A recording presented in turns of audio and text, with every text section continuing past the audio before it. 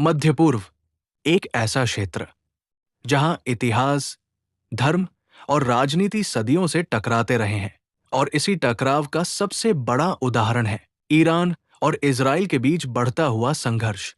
साल 1969 ईरान में इस्लामी क्रांति हुई। सत्ता में आए आयतुल्ला रूहुल्लाह खोमैनी। क्रांति के बाद नई सरकार ने इजराइल को मान्यता देने से इनकार कर दिया। यहीं से शुरू हुई एक ऐसी दुश्मनी जो आज तक जारी है। इजराइल, जिसकी स्थापना 1948 में हुई, खुद को मध्य पूर्व में एकमात्र यहूदी राष्ट्र मानता है। वही ईरान, एक इस्लामी गणराज्य, खुद को फिलिस्तीन का समर्थक बताता है। ईरान खुलकर फिलिस्तीनी संगठनों हमास और हिजबुल्लाह का समर्थन करता है। इजराइल इन्हें अपनी सुरक्षा के लिए सीधा खतरा मानता है।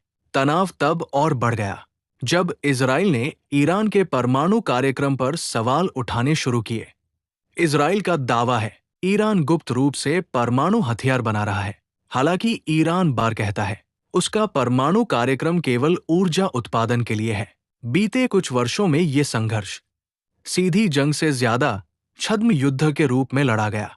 सीरिया, लेबनान और गाजा, इन क्षेत्रों में दोनों देशों के समर्थक आमने सामने आते रहे।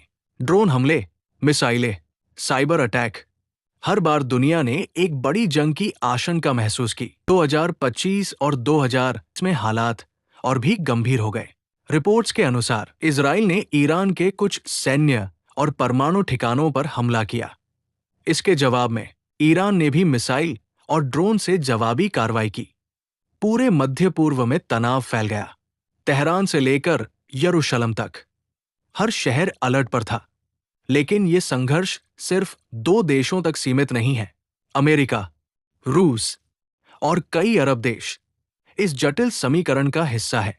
तेल की कीमतें, वैश्विक अर्थव्यवस्था और अंतर्राष्ट्रीय सुरक्षा, सब पर इसका प्रभाव पड़ता है। आज सवाल ये नहीं है कि दुश्मनी क्यों है।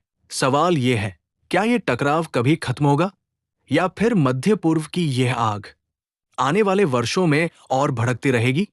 इतिहास गवाह है, जहां राजनीति और विचारधारा टकराती है, वहां शांति की राह आसान नहीं होती। ये थी कहानी ईरान और इजराइल के बीच बढ़ते संघर्ष की। एक ऐसी दुश्मनी जो सिर्फ सीमाओं की नहीं, बल्कि विचारधाराओं की लड़ाई है।